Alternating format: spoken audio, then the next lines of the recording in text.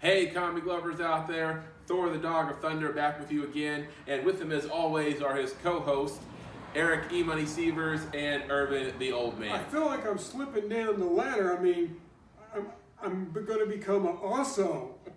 Well, I think Thor has tracked better than the two of us put together with our viewers. What? Y'all are mean. Mean. You too. All right, so today we are talking about our dream casting choices. Now, we're going to be talking about movies that have already come out that, they maybe made a mistake or two in their casting, and we're going to give what we thought would have been the better choices. Then we're going to give our casting decisions for upcoming films, both ones that have already been announced, and for ones that have yet to come out, but we would like to see the movie and we'd like to see this person in the role. Or if it's just a movie we want them to make, which they haven't said a word about. Right. It's not in pre-production. It doesn't have a script. We just think they should make the movie. Yes, absolutely. All right, so dust up those headshots and make sure you got your lines memorized. This is Back Issues.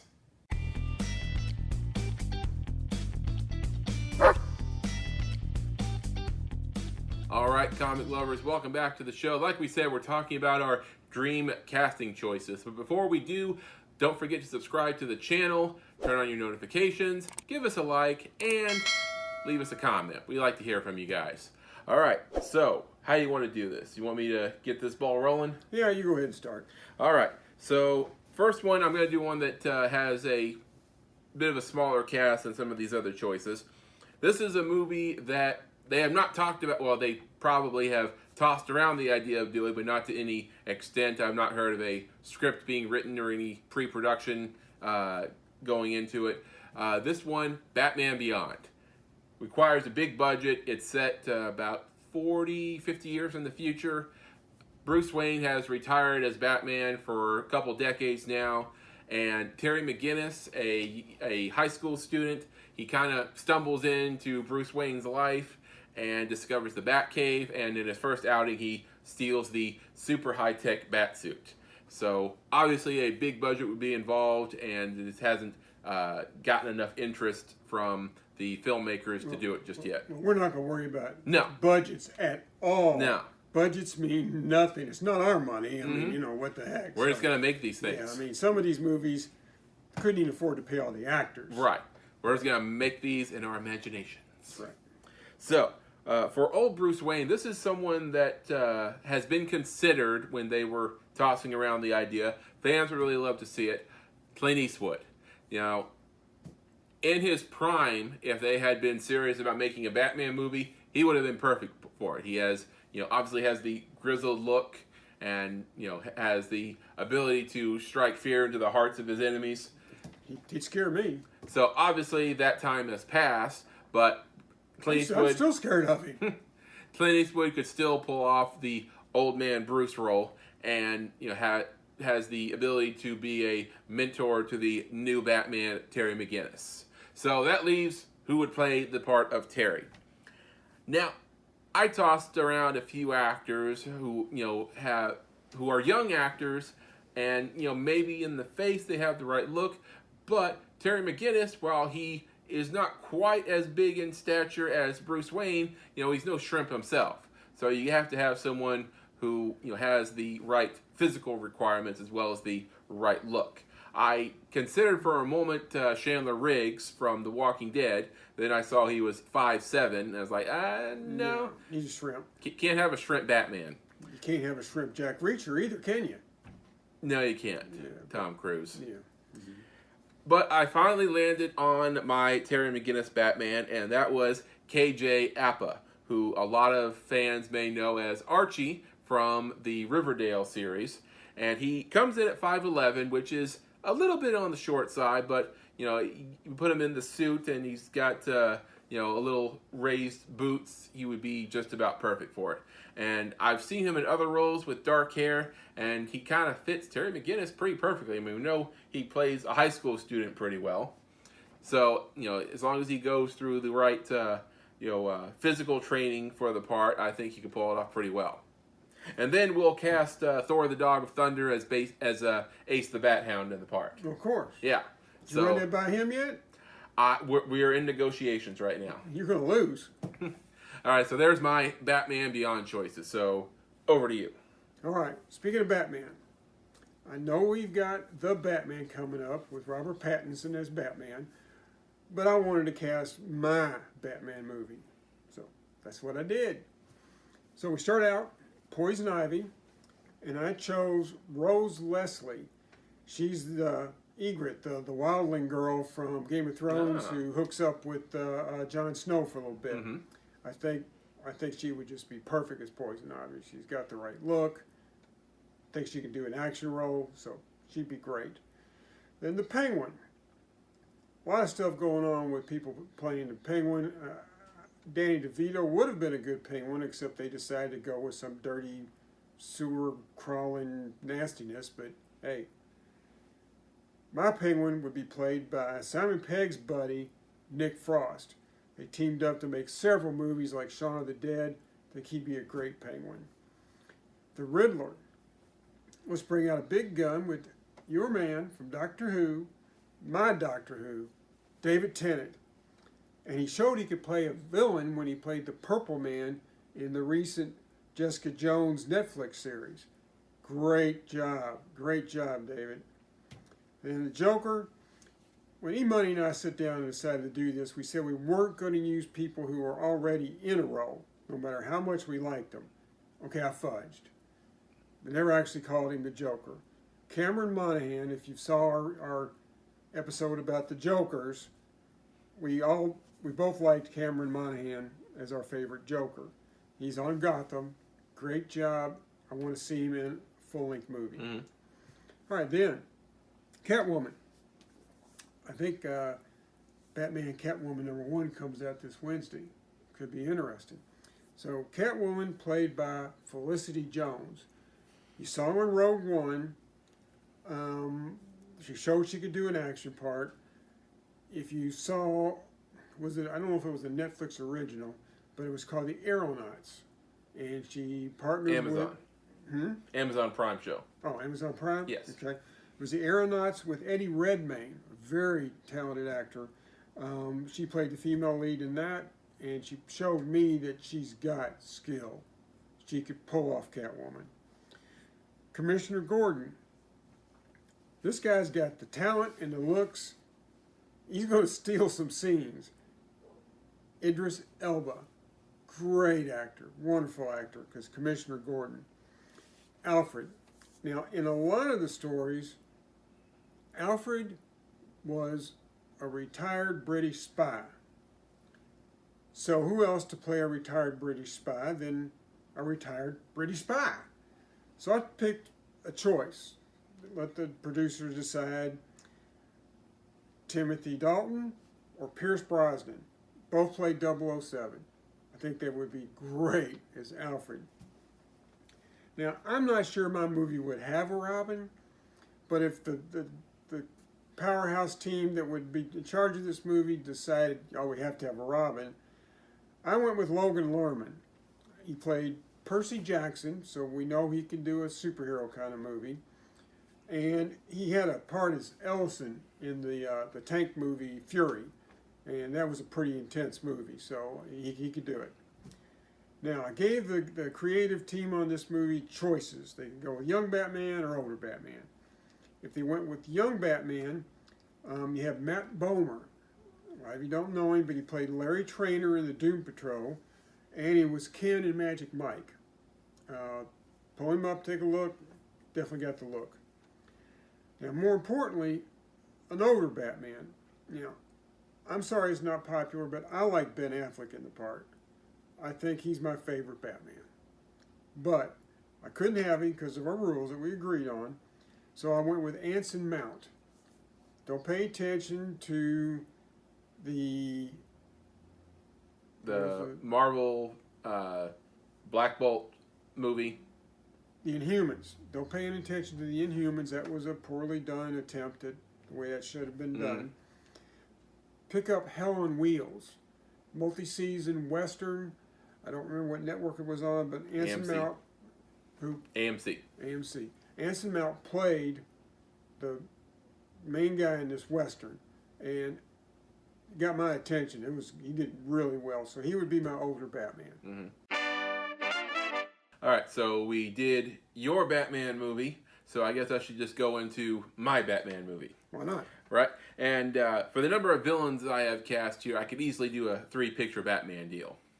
So first up, in the role of the Riddler, somebody I thought is no stranger to showmanship, and that is NPH, Neil Patrick Harris. Yeah. I think he would be perfect for the role. You know, he looks good in green.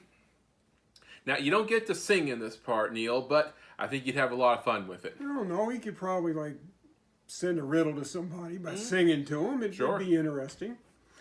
All right. Then we have, speaking of green, we have Poison Ivy. Now, this is someone who I think already has the perfect look. They just have to, you know, have a few plants and vines growing up. And that is Deborah Ann Wall, who most people know from True Blood as Jessica, or as Karen Page in the Daredevil Netflix show. And if you've ever seen her give an evil grin in True Blood, I mean, she's perfect. I mean, just put her in a, you know, leafy green suit, have her, like, you know, commanding all the plants and vines around there. But Poison Ivy isn't evil. She's just misunderstood. Okay, we'll go with that. But still, Deborah Ann Wall, perfect look for it. Red hair, has the red lipstick and everything. I mean, she's got it down. So then we come to the Penguin. This is a guy who has already expressed interest in the role. He wanted to play the Penguin when they started casting for the Robert Pattinson film. Didn't get it. But there was a lot of interest on the internet, and that is Josh Gad. Most people know him as LeFou from the Beauty and the Beast live-action film. Also, he did the voice of Olaf in Frozen. And this is a guy who would have a lot of fun with it. I mean, it's always good to have people who are actually interested in the part before you even cast them. And he's got the right look. He's a portly fellow on the short side. And, you know, you give him a monocle and an umbrella and... top hat. Yeah, top hat. I think he'd do really well in that. So then we come to the Joker. Now, I struggled with the Joker, and I came up with 2 parts. If you want a slightly older Joker, he'd probably be the oldest actor to play the part if we did it now, and that is Willem Dafoe. The fact that Willem Dafoe hasn't played the Joker in his career is a bit criminal. You know, we've seen him as the Green Goblin in the first Spider-Man film, and we know very versatile actor, can take on just about any part that is thrown his way. And, you know, you've seen the evil grin. I mean, you put white makeup and green hair on that, and there's your Joker right there. Now, if you want a slightly younger Joker, you know, you put David Tennant in the Riddler part. I put him as the Joker. Because, you know, he's tall, he's super skinny, which makes him look perfect for the comic book version of the Joker. We know a lot of actors have... you know, not done the comic book version. Yeah, been a bit thicker, like Jack Nicholson, but for the comic version, David Tennant is about perfect. And you know, you put white makeup, and we know he looks good in a suit. Oh yeah. Yeah, and white makeup, green hair.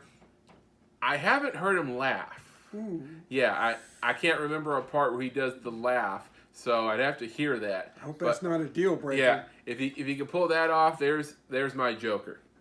So now on to the heroes, the good guys. First, we need a really good Alfred. And I tossed around a few actors. We need someone who can, you know, pull off the sophisticated sarcasm and also giving worldly wisdom to Bruce Wayne. And also is physical enough that he can do stuff. And I landed... He's got to be able to change the tires on the Batmobile. Yep. And I came up with Charles Dance. And you might know him as Tywin Lannister from Game of Thrones. You know, he could definitely pull off the worldly sarcasm and the backhanded compliments that Bruce Wayne has become accustomed to whenever he gets home from his nightly routines. And I think he'd be just about perfect for it. So then we come on to Batman. And this is another guy who has expressed interest in playing the part. Now, Ben Affleck has said he's not playing Batman anymore. And Robert Pattinson, he's kind of going to be in his own standalone Batman universe, as far as we know, in the early parts of Batman's career. So we need an older, grizzled Batman to take the part if he is going to continue in the DCEU, which I hope he does. And this is a guy who I think would be perfect, John Hamm. Most people know him from Mad Men, but has done a lot of stuff. I mean, he's no typecast actor. Has done a lot of stuff, and he wants to play the part. He expressed interest in doing it when he heard they were going to do the Batman film. He didn't know they were going to do a younger version, so he expressed interest in doing it. And not that I get him and Ben Affleck confused, but he's the type of guy who you could insert him into a Ben Affleck role, and you probably couldn't miss a beat. So there it is, my three-picture Batman deal right there. All right. Well, I'm going to jump into my favorite Marvel character, and we're going to pretend that Chris Evans didn't play a Batman who got real old, or we're going to pretend they made him young again, or we just skip that part. I don't care how we do it, but we're going to get there with another Captain America movie. So, starting with the villains, Zemo has never gotten good treatment in the movies or anything else. I mean, the comic books, he's a pretty serious villain. So I also wanted Zemo because I needed a part for Michael Shannon. Michael Shannon played the chief of security in The Shape of Water.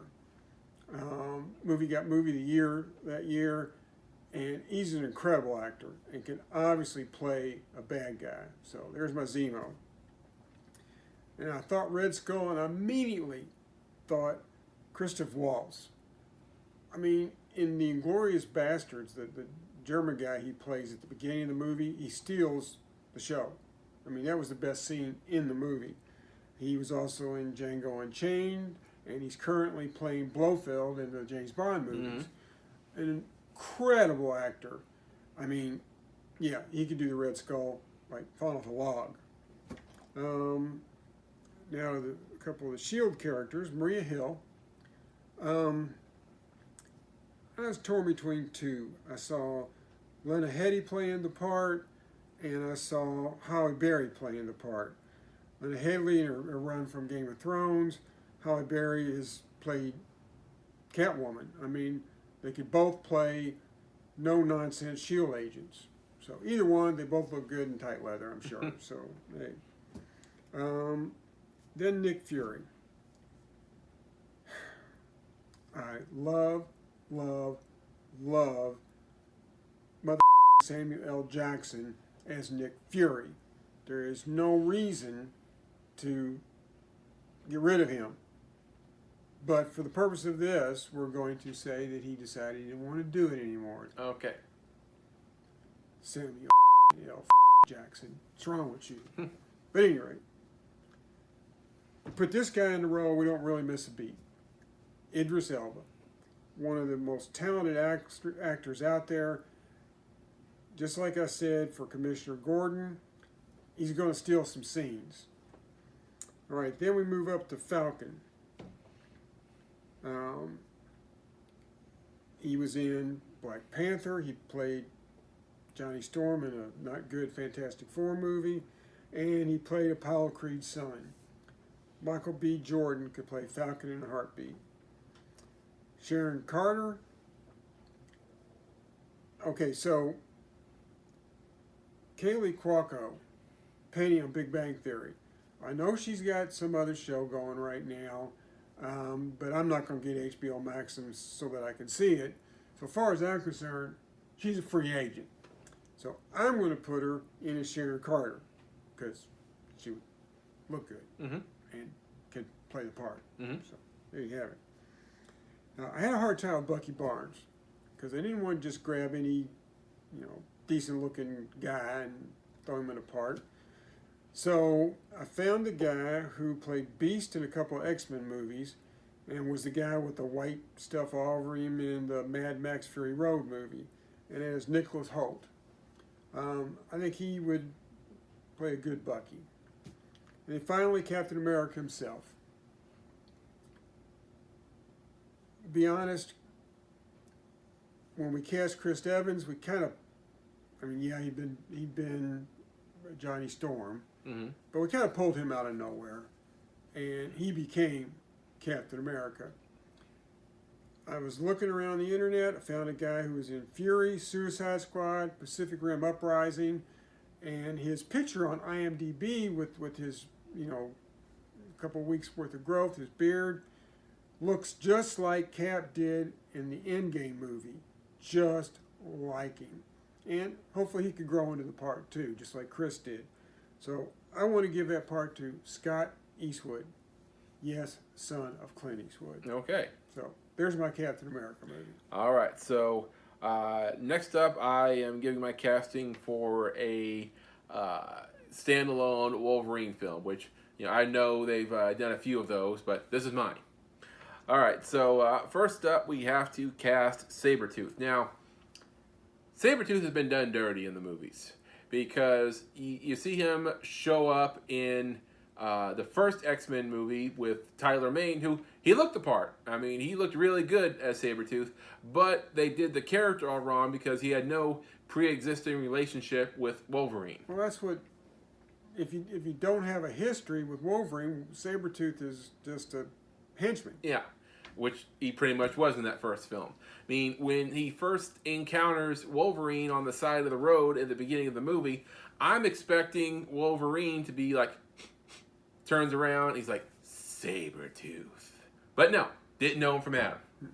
So then he shows up, or another Sabretooth who shows up in X-Men Origins Wolverine, played by Lee Schreiber. Totally different character. So you're like, who the hell was that other guy? But Lee Schreiber shows up. He doesn't look like Sabretooth at all. I mean, he tries to get scraggly with a weird-looking beard, but he didn't look like him as far as I was concerned.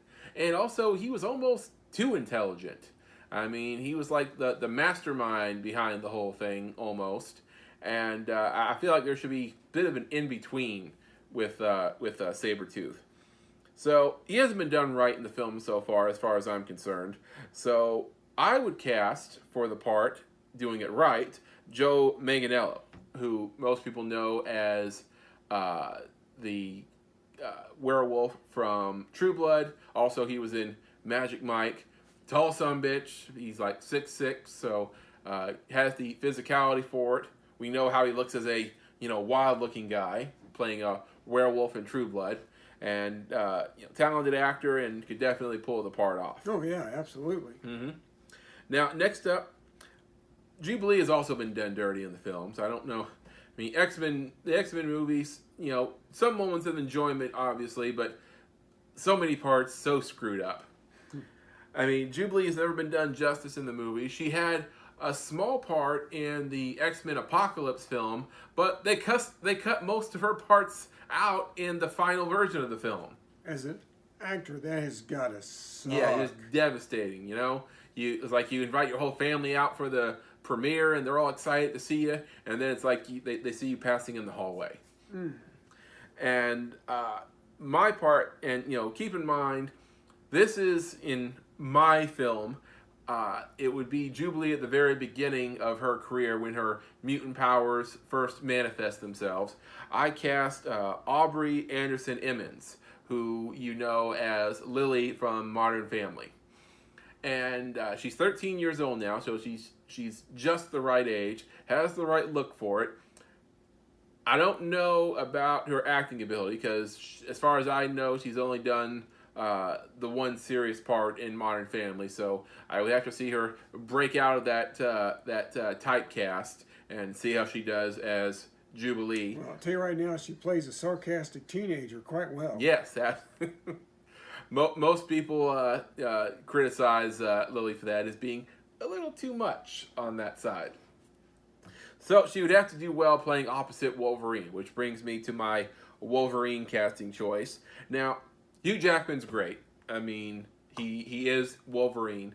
But as far as accuracy goes, he's always been a little on the tall side for playing Wolverine. He's, I think, 6'2". Wolverine has always been portrayed as a bit of a shrimp. So my choice, you have to have someone who is short, is stacked though, really, bulky, muscular guy, and can play a wild, savage character with Wolverine, and also versatile acting ability. So all that criteria, you have to go with Tom Hardy. Oh, absolutely. Who is no stranger to playing a comic book character. He's played Bane, and he's played Venom, and I know that might conflict if we do this in the MCU, but I don't know how those Sony films work. I mean, is Venom in the MCU? Is Morbius going to be in the MCU? I don't know. Sony. I don't know if anybody knows. Sony, do it right or sell it back to Disney, okay? So there's my choice for. Oh, I just want to throw this extra one in there. If we throw Cable into it, you have to go with Stephen Lang. I mean, no offense to Josh Brolin. I mean, he did a great job. But Stephen Lang, who people know from Avatar, I mean... Oh, the soldier. Yeah. The part he played in that, I mean, you give him a robot arm and a futuristic gun, I mean, he's Cable right there. That's all you need. So, there are my choices for Wolverine and a little bonus Cable casting. All right, so that brings me to my Fantastic Four movie.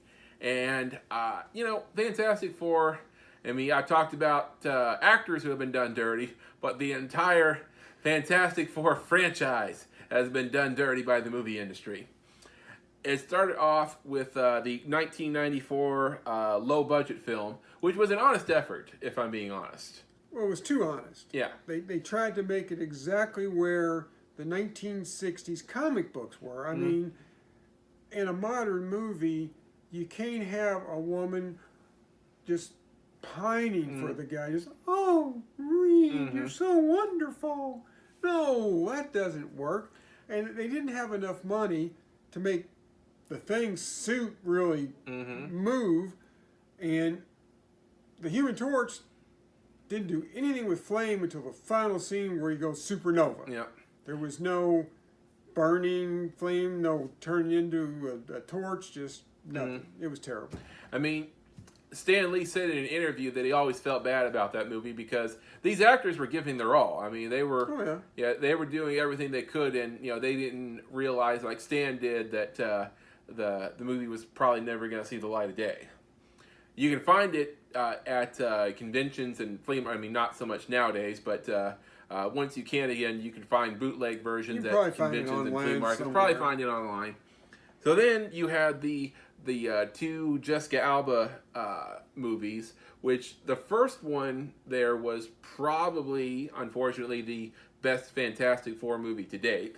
Well, now the second one gave us something that I said would never happen. There's two things I said you could never put in a movie. Thor. Because the way he talked, his old English way of speaking, I thought this guy's never going to translate well to the screen. I mean, they tried it in The Incredible Hulk, and it was terrible. So I figured it was done. But now look, you got one of the most popular superheroes in movies now, it's Thor. And I said you'll never, ever have the Silver Surfer in a movie. You're not going to be able to explain a silver guy riding a surfboard through space. It doesn't work. Hey, they made it work. They couldn't get Galactus to work, but damned if they didn't make the Silver Surfer work. So then you have the god-awful redo of Fantastic Four in the Michael B. Jordan version. And so many issues with this film. It's okay to change something, but why do you have to change everything? And the miscasting, the writing, the director claims that he had a great version of the film in the can, but because of so much studio interference by 20th Century Fox, we ended up with the version we got in theaters. Now, I don't know how good it would have been with his version, but I know what we got, and it was terrible. Let's do a double feature. Was it Jack Snyder? Is that his name? The director on the Justice League? Oh, Zack Snyder? Yeah, let's do Zack Snyder, Justice League, and let's see this guy's version of Fantastic Four. Back to back. Yeah.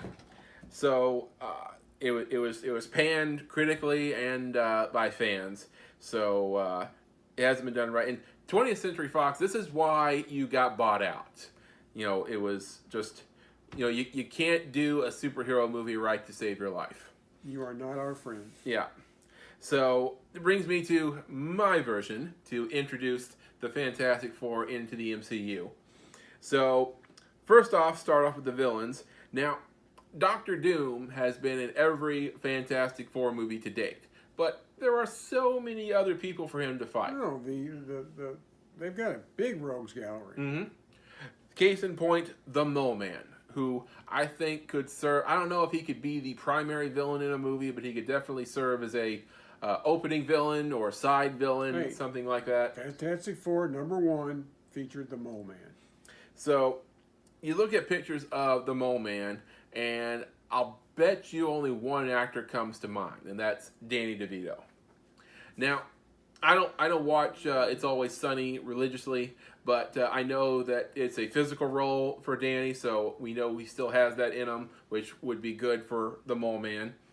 Also very versatile. I mean, he has played villainous roles before, and he can do a lot of different things as an actor. So he could put on the jumpsuit and the glasses, staff, put some moloids around him. Mm-hmm. You got the Mole Man. Yeah, Danny DeVito for the Mole Man. Now it brings me to Doctor Doom. I know he said he's been in every movie, but you gotta cast him. And I came up with, you have to have someone who can really command a room, because you just can feel the authority when Doctor Doom walks in. That's what he tries to project. And for that, I picked. Hope I don't butcher the name. Nicola Castor-Waldau, who people know as Jaime Lannister from Game of Thrones. Now, Jaime is an arrogant character, but it comes off in a totally different way. He doesn't command a room like Doctor Doom needs to, so I would really have to see Nikolai in that role before we finalize his casting. So then we come to the FF themselves. Now, Ben Grimm has been done two different ways. Guy in a suit with Michael Chiklis in the Jessica Alba movies, and then as a CGI character. I think we have to go with CGI. We have to do one of those tracking suit things that Andy Serkis does in most of his movies. But a person who would be great for the tracking suit and voice would be David Harbour. Most people know him as the police chief in Stranger Things. Also, he was in Hellboy. And I know he would be another monster, another guy in a suit, but it's a very complicated role. You have the grizzled, fun-loving Ben Grimm, sometimes depressed Ben Grimm, and for that versatility, I think David Harbour would do really well in the part. Well, you'd have to run it by Ben's dear sweet Aunt Petunia. Mm-hmm. So then you got Johnny Storm, and here's an actor who needs to project confidence and be cocky, but also needs to be a good-looking sumbitch. You gotta be a model. Yeah, Johnny Storm, he's a sexy beast. So for that, and I considered a few actors, and none of them are horrible-looking, but they're not the sexy beast. For that, I came up with Ansel Elgort, who you know from Baby, as in Baby Driver. And also he was in the Divergent film. So obviously no stranger to action films, and can do the... Baby does project a bit of a confidence, arrogance in a different sort of way. And I think he would really do really well in that part. You need to watch that movie again. That was very good. Mm-hmm. So then we come to the leaders of our family, and that's Sue Storm and Reed Richards. Now, Sue Storm has to be on the inside unsure of herself and her abilities, but projecting a leadership role on the outside. For this, I came up with Jessica Chastain. And this is one that I felt totally confident in. Jessica Chastain, Oscar nominee. She can do any damn role she wants. Absolutely. Yeah. And we've seen her in action superhero roles in X-Men, Dark Phoenix, and she's done Oscar caliber films like Zero Dark 30. So I put her in this part. I put her in the suit. I'm good. I don't need to see anything else. So then we come to the leader of the group, Reed Richards. Now you have to have someone who projects, Who can stretch. who can project confidence, intelligence, but also not afraid to get his hands dirty. And the person I thought has already proven this is Andrew Lincoln from The Walking Dead as Rick Grimes. I mean, other than a stretching ability and obviously more savagery as Rick Grimes, the two roles are not dissimilar to one another. He just put some gray on the side of his hair and put him in a jumpsuit. I feel like he could get that down pretty perfectly. So there is my Fantastic Four. Put him in the MCU casting choices. All right.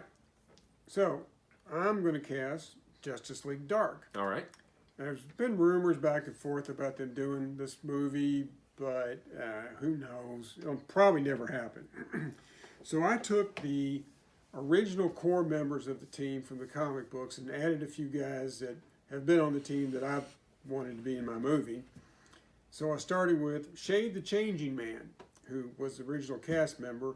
I don't know a lot about Shade, but I do know that I like Zachary Quinto, who played Spock. Mm-hmm. So, what the hell? I put him in the spot. Swamp Thing. I kind of fudged again. I picked a guy who's already done the voice in an animated short. I picked Michael Dorn to be Swamp Thing from Worf from Star Trek Next Generation. Let's see. Then we've got the Phantom Stranger. Okay. Let's go ahead and blow that budget. Let's go with Matthew McConaughey. All right. Playing the mysterious Phantom Stranger. If you saw The Dark Tower, mm-hmm. You remember Walter? Mm-hmm. Well, that's pretty much the Phantom Stranger, just add a lot more magic. So, that's my Phantom Stranger. Madame Xanadu would be played by Sofia Vergara from Modern Family. I just picture this hot, sexy woman sitting at a card table dealing out tarot cards, blindfolded. Yeah, that'd be badass. You like Zatanna, don't you? I do like Zatanna. You do, don't you? Mm-hmm. Yeah. I knew. Is it the net stockings? Doesn't hurt. Yeah. So, how about if Zatanna was played by somebody who played Catwoman? Anne Hathaway. Mm. Definitely got the talent, the acting ability, and I think she looks the part. And you'd like that, wouldn't you? Oh, yeah. You know? Yeah. So there you go. The last two. I've got Dead Man. Not a character that everybody knows about.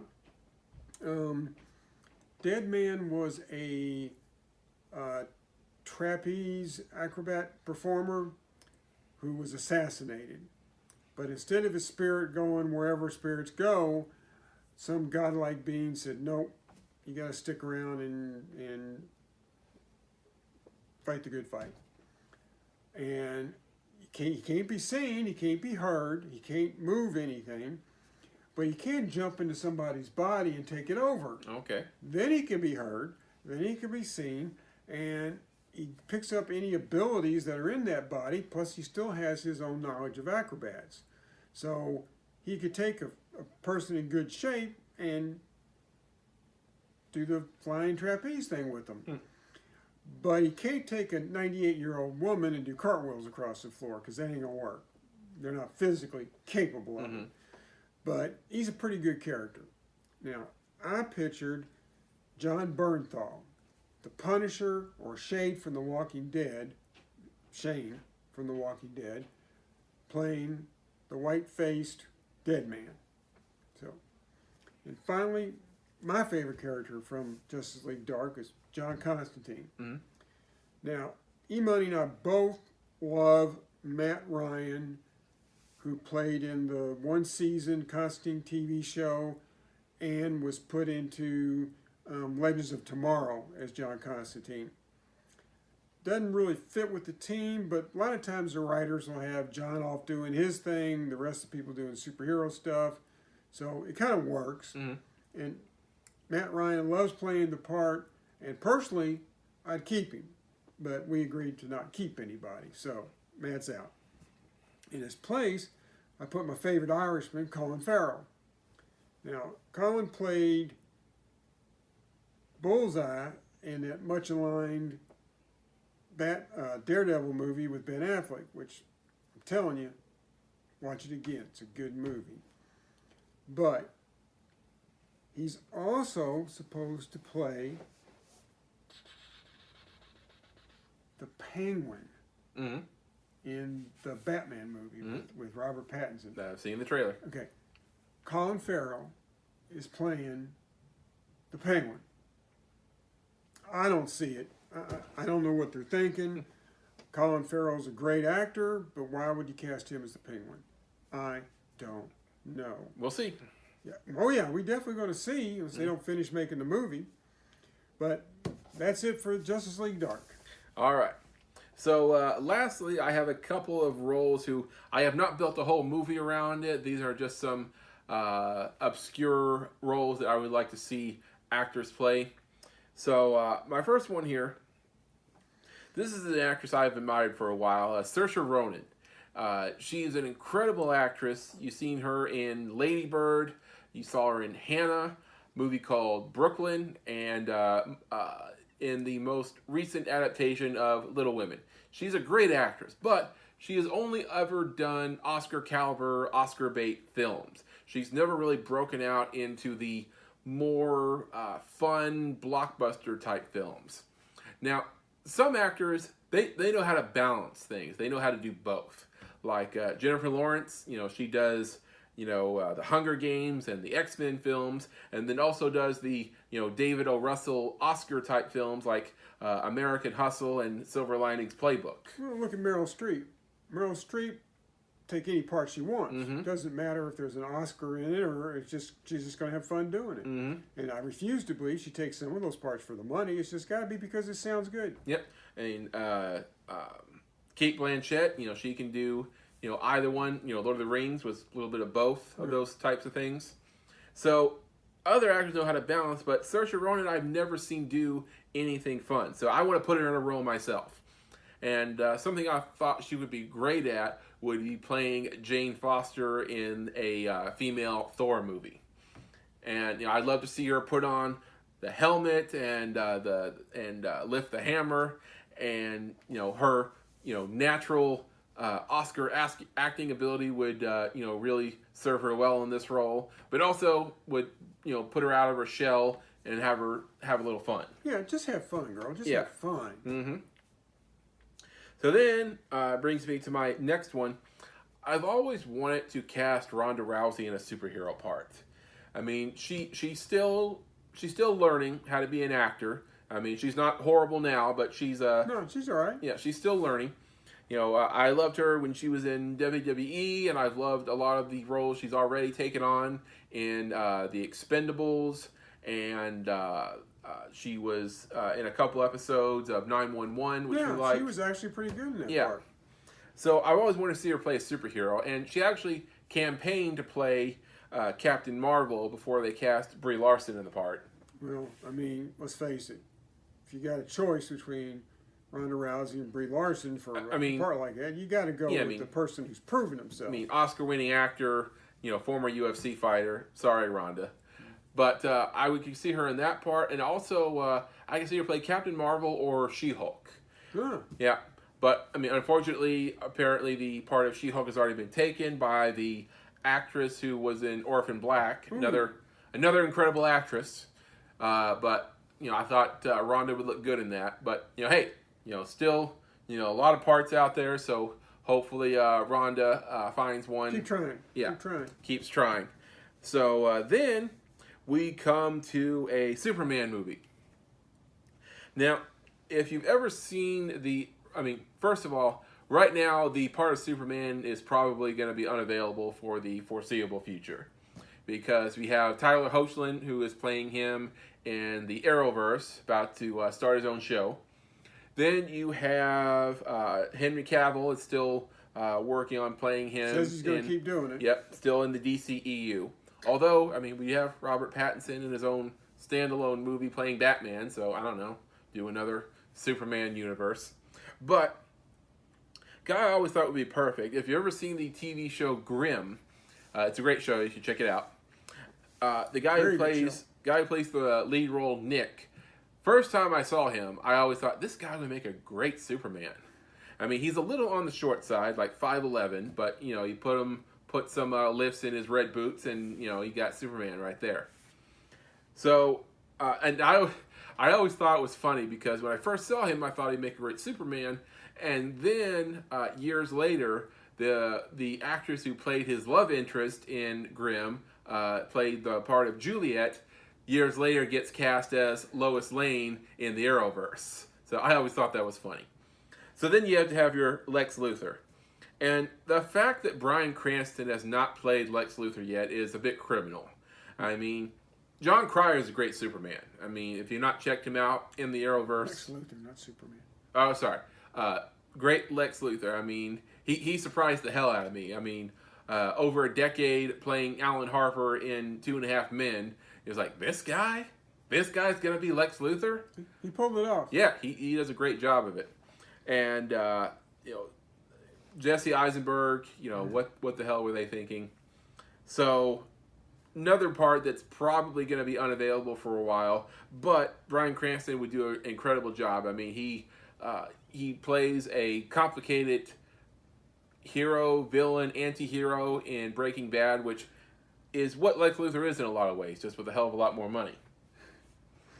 And, you know, he plays evil. You know he looks good playing bald. So, you know, you just put him in a suit or, the green power suit, and you've got your Lex Luthor right there. So, David Guintoli as Superman and Bryan Cranston as Lex Luthor. There's your movie right there. So, you're going to end up with Bryan Cranston from Breaking Bad, right? Yes. Well, it's interesting because we did get a submission from our Triple J Brain Trust. Mm-hmm. Jody Hickerson, good old Jody, sent in the casting for his Fantastic Four film, but he themed it. It's themed with Breaking Bad actors. Okay. So, since Vince Gilligan pretty much created Breaking Bad, directed a lot of it, and wrote some of it, and produced all of it, he's going to be the writer, director, and producer of this Fantastic Four movie. And then for the actors, Victor Von Doom, you remember the guy I always called the Chicken Man? Mm-hmm. Gus Fring? Mm-hmm. He had a fast food chicken franchise. Yep. Moff Gideon. Okay, from Star Wars, yeah.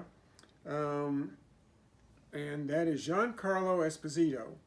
I think would be an interesting Victor Von Doom. Think about it. He can do it.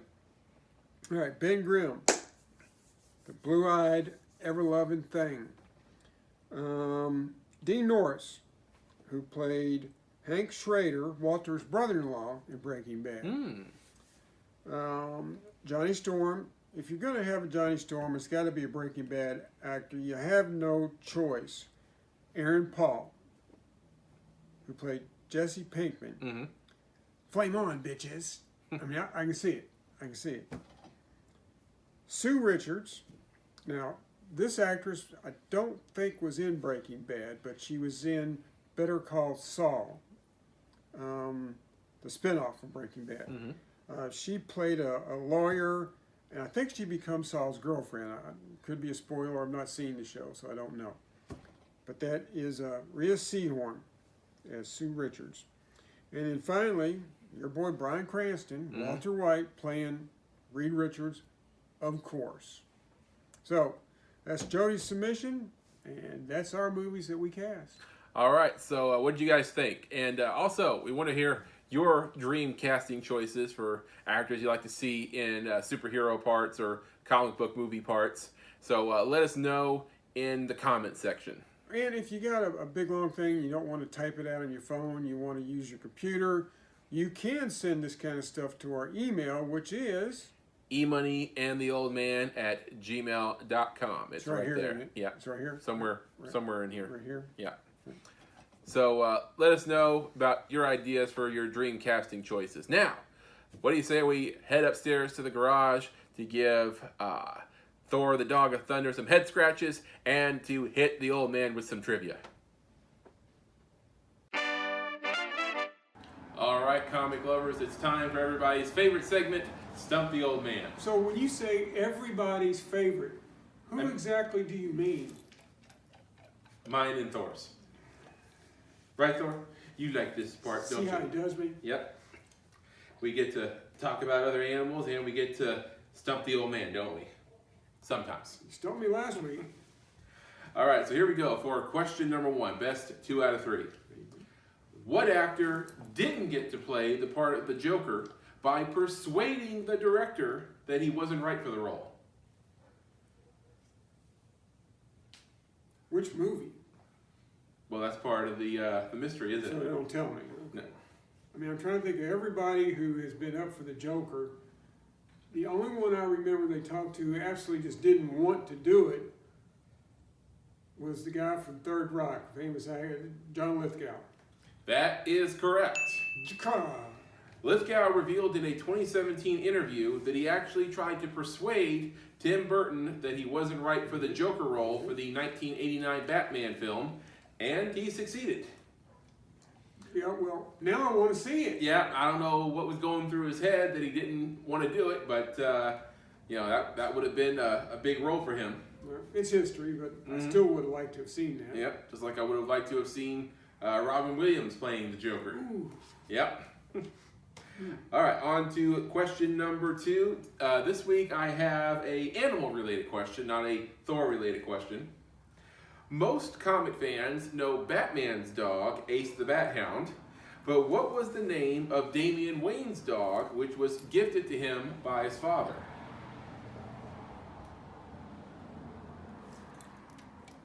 All I know is it was a Great Dane. It was a big-ass dog. It was a moose. But I don't know its name. The dog's name was Titus. I guess I don't get it for knowing it was a Great Dane. No, sorry. The Great Dane was based off of the Batman Beyond version of Ace the Bat Hound. So, I didn't like inspiration Batman Beyond, so yeah. All right, so 1 for 2. On to our final question. Leave it.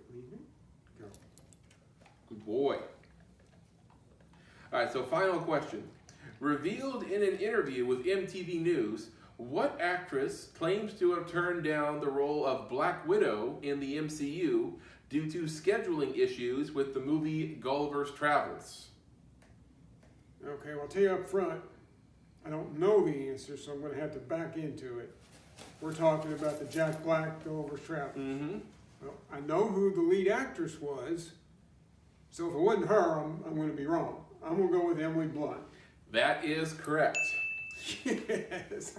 In an interview, Blunt said regarding the two studios' schedules, "It's a shame the two of them couldn't work together. It just got so complicated, so I think I had to pull out for my own sanity more than anything."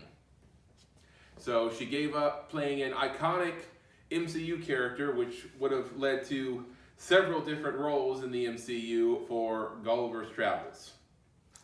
That was a shame. Probably not her best move. No, but I would like to point out that the studio that made Gulliver's Travels was 20th Century Fox.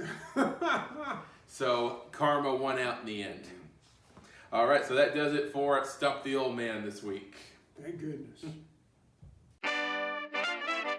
All right, comic lovers, that about does it for this episode. But before we go, let's talk a little bit about what we're going to be doing next week. Good old next week. Yep, you excited to hear what we're doing, Thor?